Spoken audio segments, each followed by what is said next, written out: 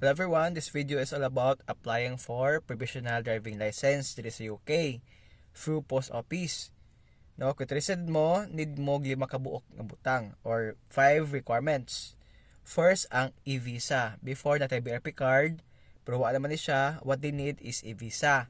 So, ato mo si e-visa, i-copy ang link, tapos i-print ninyo. Okay? Second, ka inyong passport. Ang third, proof of address or residence ninyo. So, mo na siya ang ginapangayo. Basta mo ang nagamit ang kasagaran is ang bank statements at least 3 months. Ato kasi yung physical bank o mga mo with stamp ha. With stamp. No? Ang fourth is ang payment which is £62.50. Panglima is ay mohang ID picture na passport size.